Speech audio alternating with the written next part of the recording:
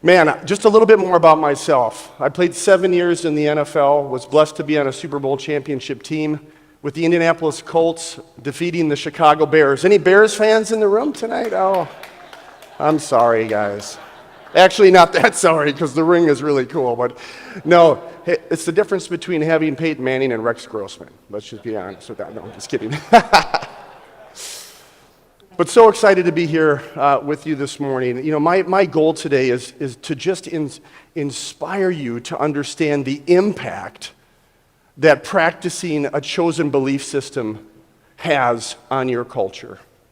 It's still a bit of a mystery how I went from one career where my job was to hit people for a living to now my career where my job is to love and develop people for a living. And talking with Casey earlier, one of the things he said to me was, Ben, I really want everyone here to have a true NFL experience. So Casey and I, tonight on the beach, if you want, we'll hit you as hard as we possibly can.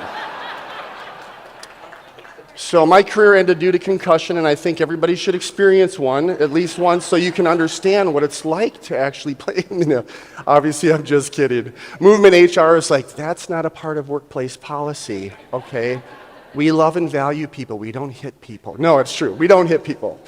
But even more important than football, I'm a family man, to the core. And the good Lord in his wisdom believed that I should be the dad of 4 daughters.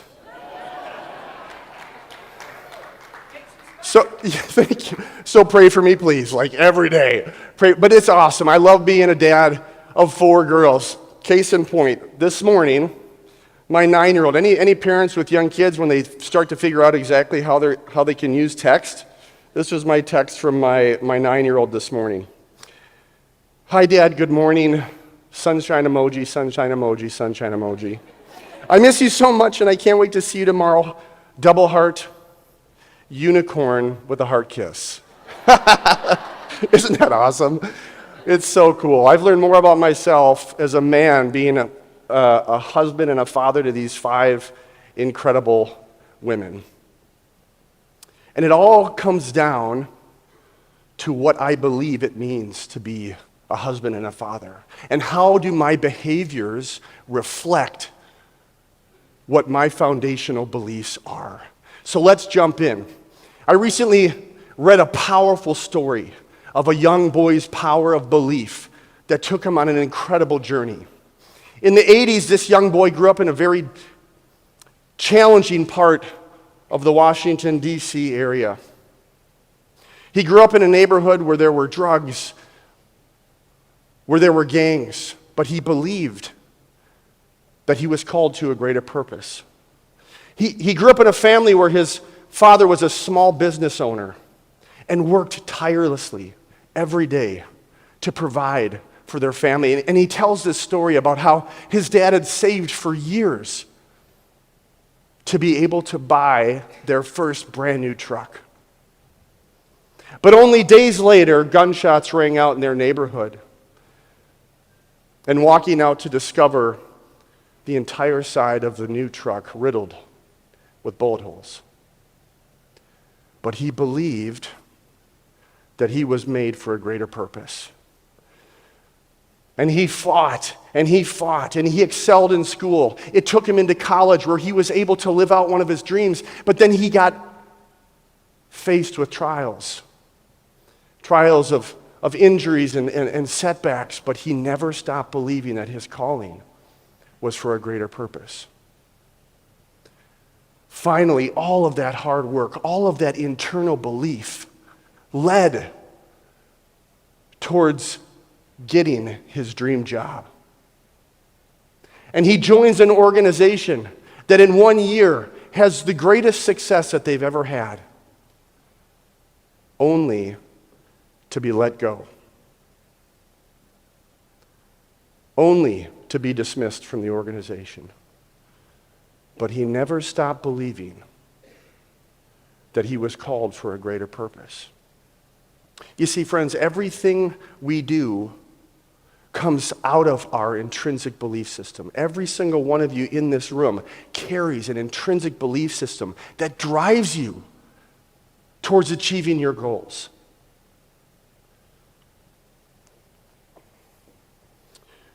You're living it in your brand. Dr. Edgar Schein, otherwise known as the godfather of organizational culture, defines culture as the espoused beliefs, assumptions, and artifacts of the community. In other words, every culture in the world comes out of the community beliefs, the assumptions of those beliefs, and the artifacts or the symbols of what those beliefs mean. In other words, what do you believe? Why do you believe it? And how are you going to reflect that? Nobody does that better than movement. No organization does that better than movement. All you have to do is walk through the halls of HQ and see the artifacts all over the walls. How many of you enjoy the clothing line? I love it. I have drawers of movement t-shirts at home, okay?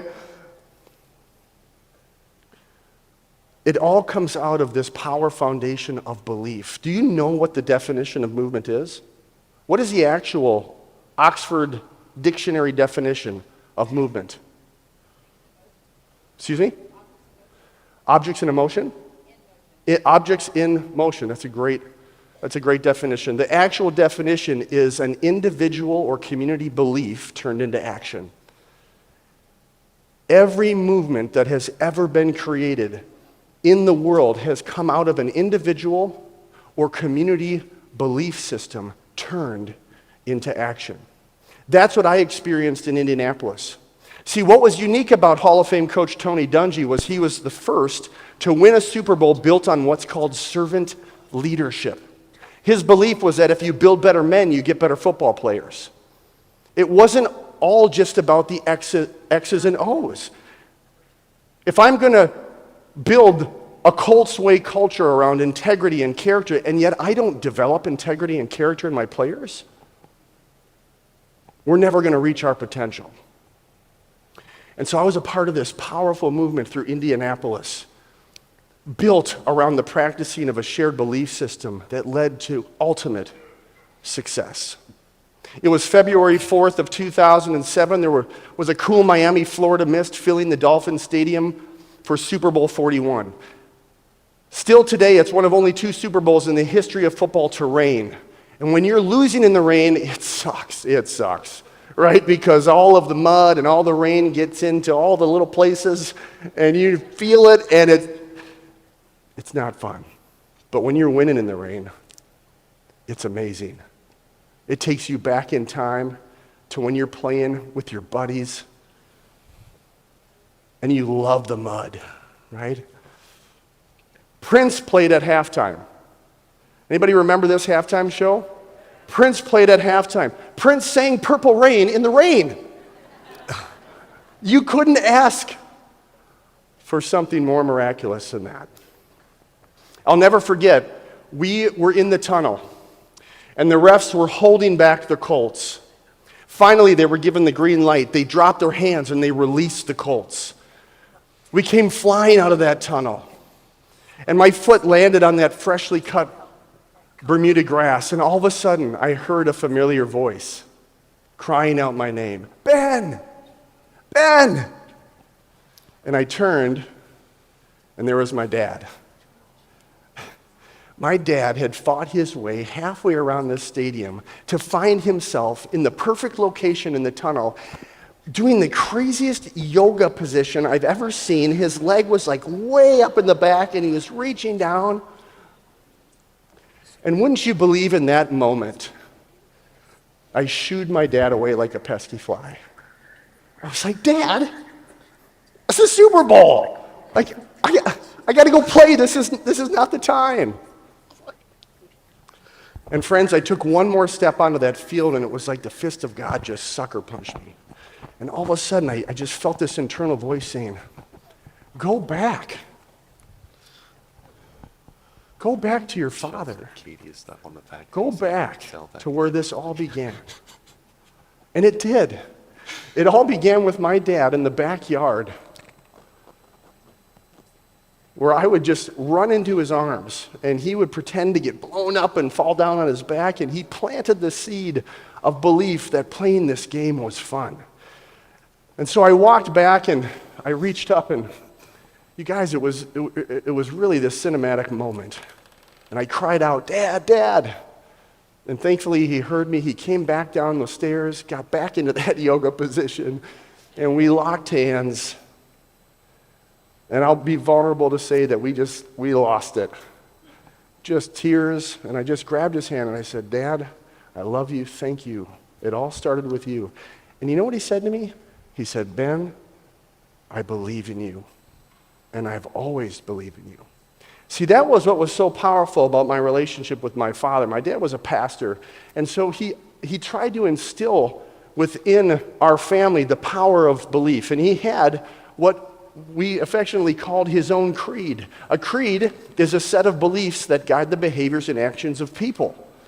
And these were 4 foundational principles that he ingrained into my heart, into my sister's heart. The first was honor God, right? For him it was God, he was a pastor, but for others it's purpose, right? Honor God because I believe that playing for a purpose bigger than yourself produces greatness. Ben, work harder than everybody else because hard work develops talent and character. Ben, never, ever stop improving because I believe that there's always somebody right behind you that wants to take your position. And most importantly, Ben, have fun because I believe if you can't have fun, then what's the point of playing? And I know every single one of you in this room has had foundational beliefs like this that have guided you through your exceptional careers, okay? Movement has had the privilege of being able to work with leaders like John Maxwell. John Maxwell is the expert at these, right? And I know you've heard so many of those beliefs. For example, how you do anything is how you do everything, right? Or how about this one? For the LOs in the room, right? John always says this. Fortune is in the follow-up. Fortune is in the follow-up. These are foundational beliefs that guide our behaviors. And it all comes down to one thing. Purpose. Purpose.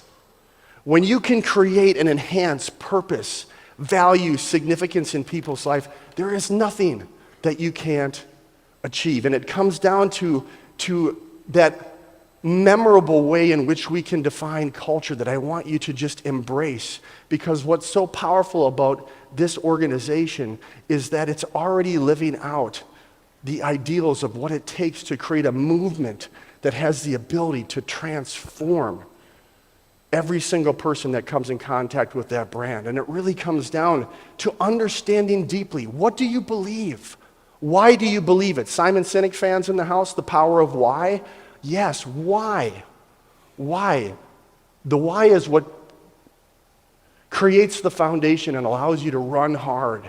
And most importantly is the how. The secret sauce is in how you choose to act based upon those beliefs. When you take those beliefs seriously and you turn them into value principles that are not just marketing words on a website, but they're actually ideals deep within your soul that you're willing to apply into every system that you create to be successful, you have the profound opportunity to not only reach your financial goals, but more importantly, create a legacy of impact on people's lives. Please join me in welcoming to the stage Ben Utecht. I just want everybody to see the difference in size between an NFL player and an average human being. Jeff, thank you so much. Thanks for everything that you do. Any chance I get to talk about the power of chosen culture, I take it. I take it.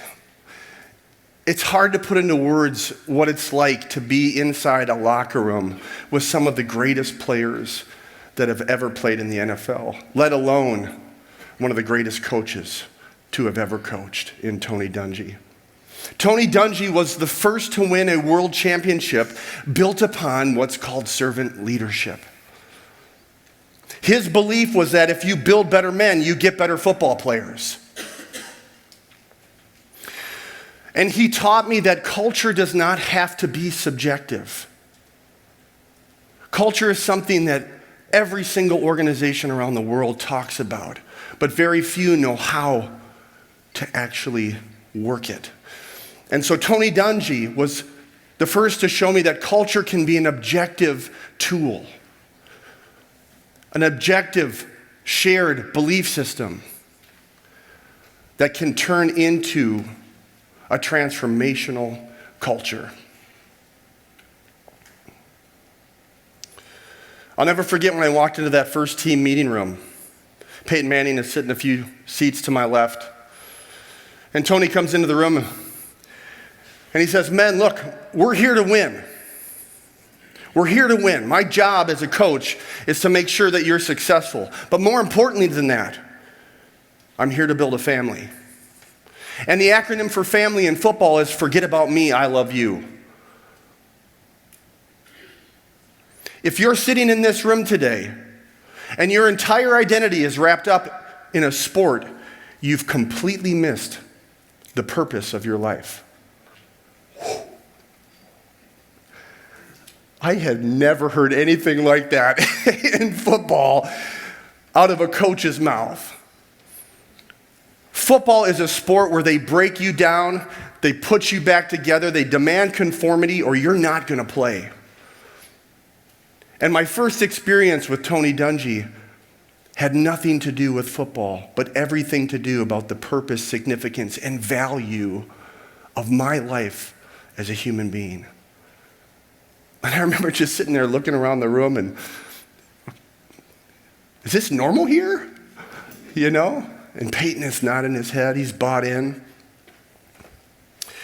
And he completely transformed that organization because of the practicing of a chosen belief system.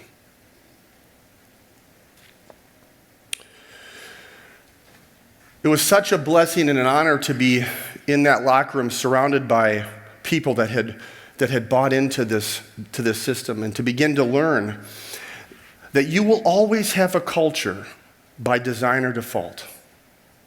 You will always have a culture by design or default. Why is that? Out of organizational psychology, Dr. Edgar Schein, also known as the godfather of culture, defines culture as the espoused beliefs, assumptions, and artifacts of a community. Every culture around the world comes out of the foundational beliefs, the assumptions of those beliefs, and the symbols of those beliefs in order to create culture. What you believe directly affects how you behave.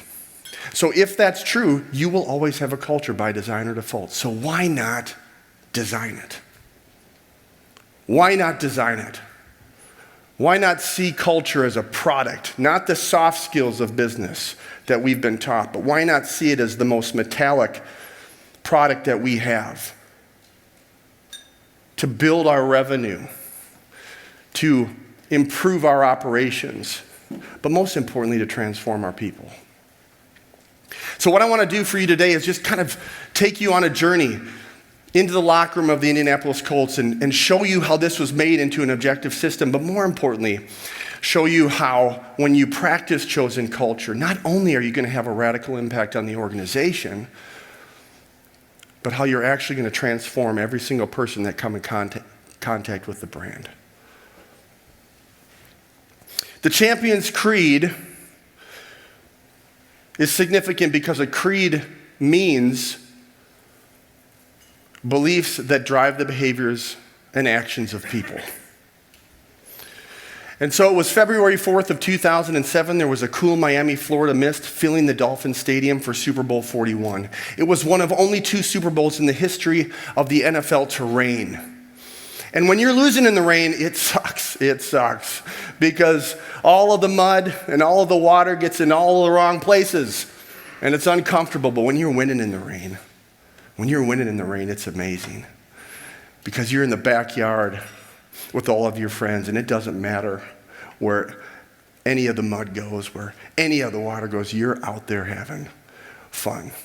Prince played at halftime. Prince sang Purple Rain in the rain. Okay? You can't ask for a more miraculous performance. And if you haven't seen it, you need to go back on YouTube and watch. He walks out on stage in the rain with an electric guitar, which was like, you don't do that, right? And he just absolutely crushed it. I'll never forget, I was in the tunnel with the rest of the team, and the refs were holding back the Colts. And we were waiting for the signal. Finally it came. And the ref dropped his hands and he released the Colts. And we came flying out of that tunnel. And my foot landed on that freshly cut Bermuda grass. And all of a sudden I heard this familiar voice start crying out my name. Ben! Ben! And it was my dad. My dad had fought his way halfway around the stadium to find the perfect position along the railing coming out of the tunnel. And I look back and there he is in the most awkward yoga position that I'd ever seen. His leg was way up in the sky and he was reaching down. And wouldn't you believe in that moment, I shooed my dad away like a pesky fly.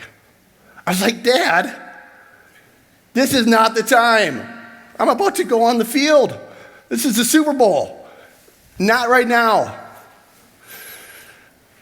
And I took one more step onto that field, and it was like the fist of God just sucker punched me. Stopped me in my tracks. And I heard this inside voice say, go back to your father. Go back to where it all began. I'm so glad that I heard that voice. Because I turned and my dad had started to walk up the stadium stairs, and I cried out, Dad! Dad! And he heard my voice. And he came back and he got into that same yoga position, reached down, and you guys, it was like a movie. And we grabbed hands, and to be completely vulnerable with you, just completely lost it. Right? I'm holding my dad's hand, and I look up into his eyes, and I just say, I love you, Dad. It all started with you. And it did. It started with my dad. Back in Rochester, Minnesota, where I was born, and we'd be in the backyard, and I have memories of him being on his knees, and he would allow me to run into him as a 4-year-old kid with all of his might, and he'd pretend to get blown up and fall back on the grass. It all started with my dad. And my dad had a creed that he instilled within my life that I have applied over the course of my career. My dad was a Methodist pastor for 50 years. And so the teaching of identity was really important in my family. But he started with believing that you have to play for something bigger than yourself. And this will be different for everybody in the room. But for my dad, it was honor God. Because I believe playing for a purpose bigger than yourself produces greatness. Right? When you play for something bigger than yourself, you raise the bar beyond any human possibility. So where does the value and significance come in what you're doing? And how can that increase your opportunity to improve? Ben, work harder than everyone else, because I believe hard work develops talent and character. Ben, never, ever stop improving, because I believe there's always somebody right behind you. And Ben, most importantly, have fun. Have fun. Because I believe if you don't love it, then what's the point? I wanted to just share that with you because I know every single one of you in this room has been impacted by similar beliefs over your life. If you stop and pause and you think about your teachers, your coaches, your parents, your grandparents, your friends, I'm sure you can think of non-negotiable beliefs and values that have driven you towards being successful in your careers, right? Belief is universal, and it's something that connects every single one of us in the room. And when we find alignment on that belief, there's nothing that we can't accomplish, especially building the foundation of a successful culture. And it all comes down to purpose. It all comes down to purpose.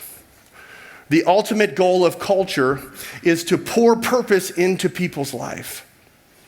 If you create a workplace culture that increases purpose, that increases individual value, that increases the significance of every single person who comes to work every day, you enhance commitment, devotion, loyalty.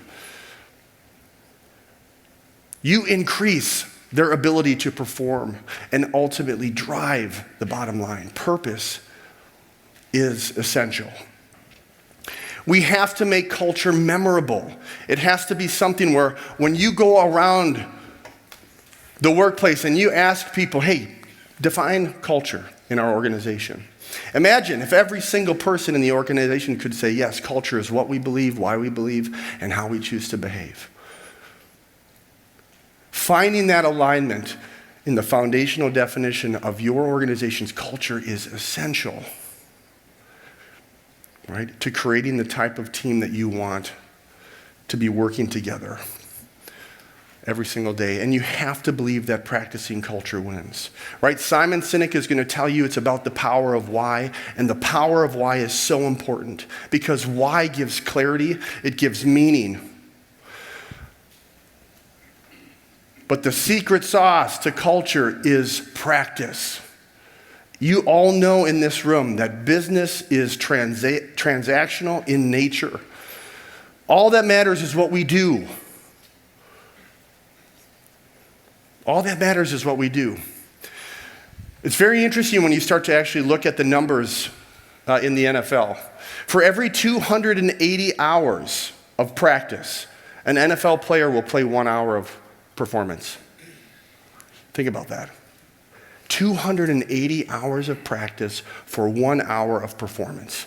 When you actually break down an NFL game, there are 65 to 75 plays on average. Each play lasts about 6 seconds. If you're a starter and you never leave the field, you're actually only playing between 9 and 11 minutes of football in a 3-hour NFL production. Isn't that crazy? Do you ever stop and think about that when you're watching the game? And yet you're practicing 16 hours a week for 9 to 11 minutes of performance. But that's why we love watching sports at the highest level, because it is a dedicated community of people that are devoting themselves every single day to becoming the best that they can. When you look at the Gallup polls about human development in the workplace, for every 30 to 40 hours of work, an employee gets 1 hour of leadership or human development. Massive contrast, right? So how are we actually going to start practicing the beliefs that drive our values so that we're developing our people towards the culture that we espouse? Practice is essential. Peyton was a comedian too, right? So some of the stuff was so funny. As a tight end, one of our primary routes is a dig route. You run 15 yards straight up the field, 90-degree angle across the middle of the field. And so when he was coming up with hand signals for the dig route, he chose to either dig in his nose, dig in the front of his pants, or dig in the back of his pants. And so when I would be on the end of the line and he would start making audibles and I would turn to look, he would get this funny little grin on his face as he would give me a dig, hand signal, right? And so we had a lot of fun on the field too, okay? But all of that language that we're listening to, okay? Every single one of those words meant something very specific that we had to be completely aligned with to objectively understand exactly what Peyton wanted us to do. So, as we came out of the huddle, right, he called the play, Dice Ride Ice Cream Alert, 6:55 Jose on nothing. Dice Ride Ice Cream Alert, 6:55 Jose on nothing. That's a real play. Every single word matters. Every single word is telling us something very specific. But there was one word in that delivery that trumped all, that was the most important. Dice Ride Ice Cream Alert, 6:55 Jose on nothing. What do you think the word was? Ice cream, important, but not the word. Jose, also important, not the word. Nothing. Nothing. The last word that he just threw onto the end of the sentence was nothing. And what it told us was the play didn't exist. Nothing told us that what he's going to try to do is to draw the defense off sides. So when we get to the line of scrimmage, don't move. Don't move no matter what I do. Ice cream was a reminder code word. So at the line of scrimmage, you might have heard him say, chocolate, chocolate. He could give us any flavor of ice cream and it would remind us that the play is on nothing, that it doesn't exist. So it was his last attempt to take all these men that just want to go hit somebody and say, hey, chill out, right? Ice cream, chocolate, chocolate, chocolate, chocolate. So he's reminding us, okay, I'm going to do some stuff here and I'm going to try to get them to jump off sides. Okay? The play that he called, 655 Jose, right, is the play that we could use if the defense is in the right formation, right? So if they don't jump off sides and he wants to alert to the play called in the huddle, he can do that and we can run that play. Or he can wipe the whole slate clean and start new. So he gets up to the line of scrimmage. Chocolate, chocolate, chocolate. Set, hut, hut, hut. Nobody jumps, but the safeties shift. So now they tell the master chess player exactly what they're going to do, right? So now he decides to wipe it all clean and go to work. And he starts yelling, Brown Richmond, Brown Richmond. That's the pass protection, telling every single offensive lineman exactly who they're supposed to block so that he doesn't get sacked. Then he speaks to the three receivers on the right, 96 right double, 96 right double. And if they can't hear him, he's also giving them the hand signal for 96 right double. 3 5-yard quick out routes. Then he looks back to our running back, Dominic Rhodes, and he says, run a flare. Run a flare. A flare is called a safety route. It's a wide bending route to the sideline so that if nobody else is open, he can throw back to the safety route on the sideline. And then I don't even know if you saw this, right? All of this communication, Brown Richmond, 96 right double, run a flare. And just before he gets back under All-Pro Jeff Saturday, he gives Reggie Wayne, our All-Pro receiver, a little hand signal telling him to run a slant. 3 steps straight up the field, 45-degree angle into the end zone. All of this communication, every single word matters. Every single hand signal speaks something very objectively. And without even looking out to him, he just gives him a hand signal. Said, hut, hut, safety shift, leave the backside receiver wide open, slant, touchdown. 75 plays a game. Oh. Whew. You have to be able to appreciate that. Whether you're a sports fan or not, you've got to be able to appreciate the level of communication that went into making every single play as successful as possible. And it came down to what our culture of communication was built on: content, purpose, and delivery. Right? What are you saying? Why are you saying it? And how are you saying it? Are really important questions to answer for any of you that are going to be speaking to teams.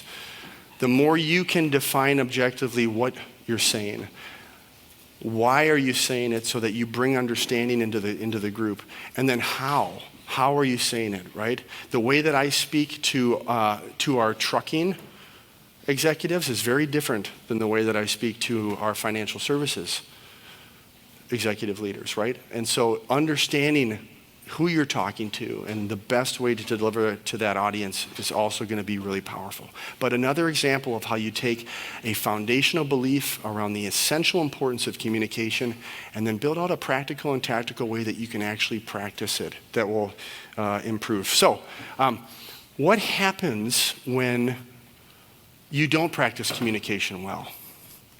Parents and grandparents, have you ever had a time where you haven't done a good job of understanding your what, why, and how with your kids? And what's their reaction? That's their reaction. Okay? That's one of my middle twins, Amy. And I did not consider the what, why, and how when I made a comment about her Anna dress from from Frozen, and so she was not happy with me.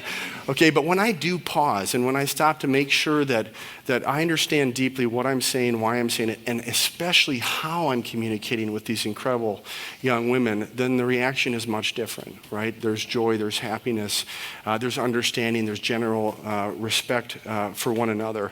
And it's also important for us to do that at work, right? The more we can understand that, let's not assume that everybody's going to understand the words that we're choosing to use the same way that we think that they will, but instead go a step further to ensure that that understanding is on the level that is actually going to transfer over into performance. So words matter, be thoughtful and intentional, and try to choose words that are edifying. Even when you have to bring a challenging conversation to the table, there's always a way to bring affirmation into those types of evaluation situations.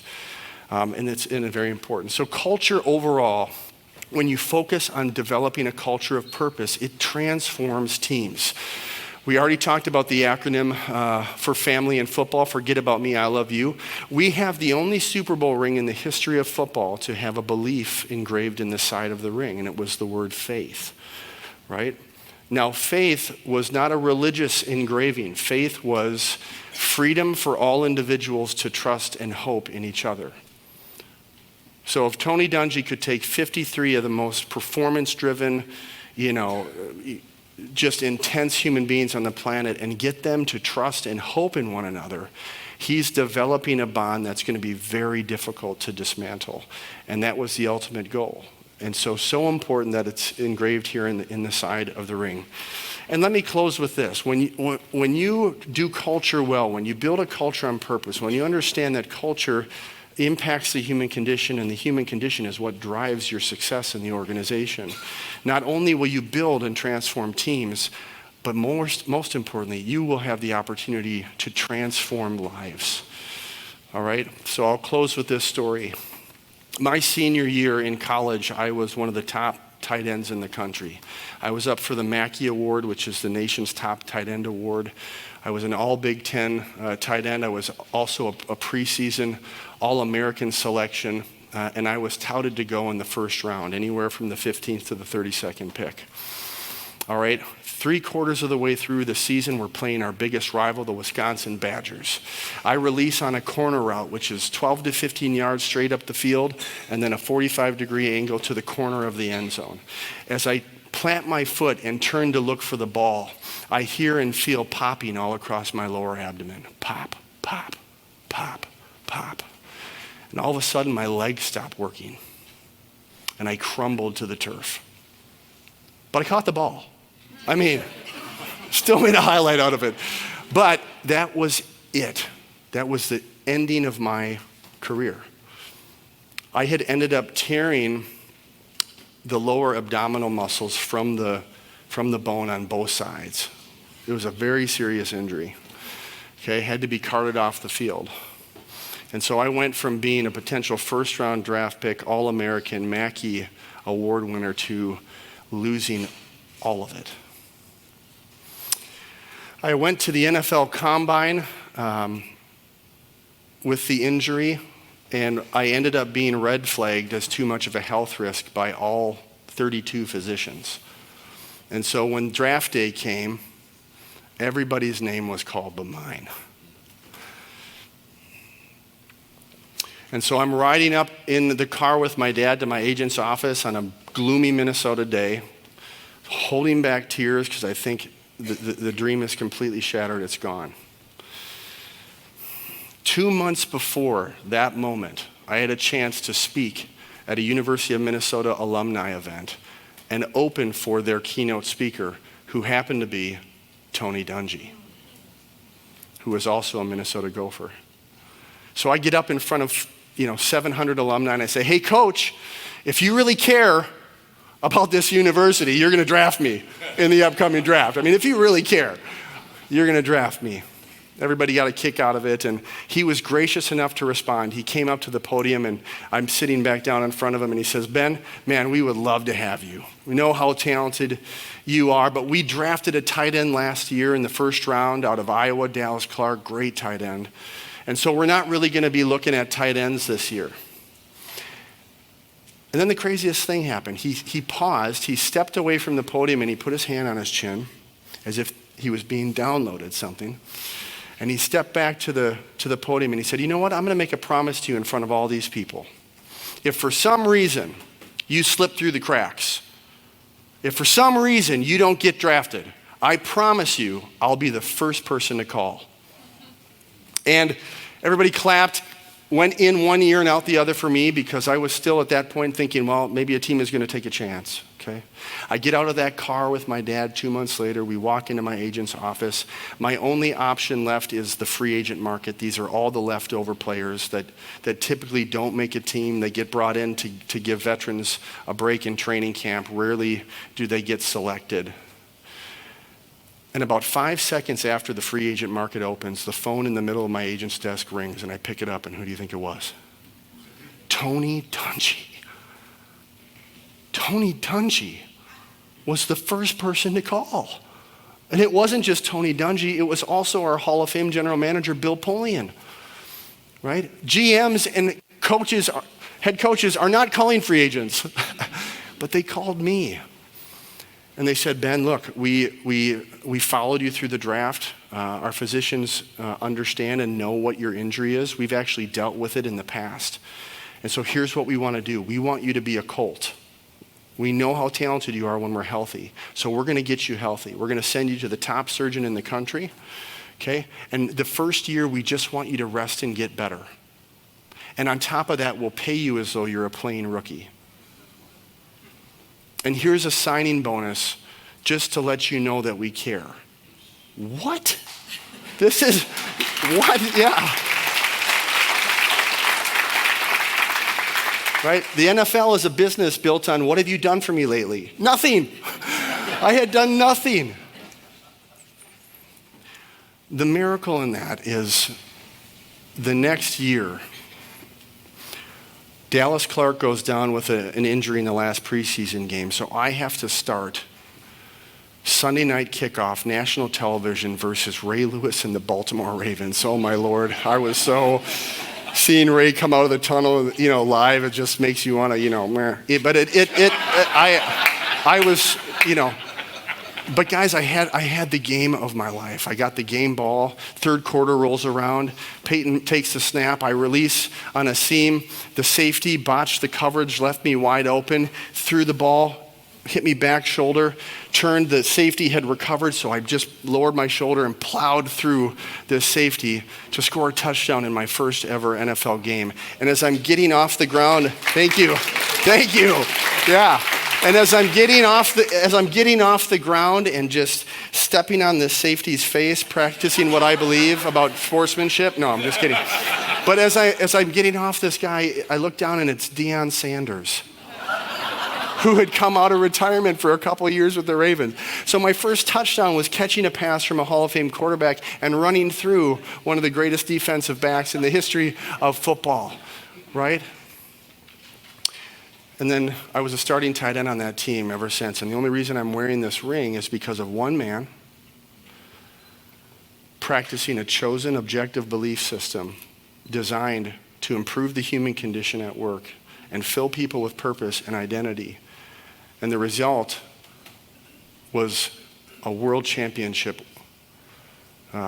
organization, but most importantly, completely transformed my life and set me on the path that I've been on for the last 13 to 15 years, right? Culture matters. It's not the soft skills. It's the most metallic, hard thing that you can apply to all of your strategies, because it pours into the most important asset that everyone has in business, and that is people.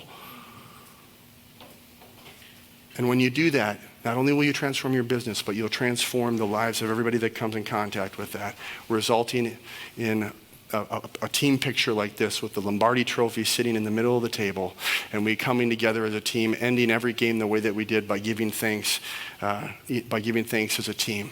So my encouragement to all of you as we close here is be the champion. Be the champion every single day. Be the champion for your culture and transform people and win.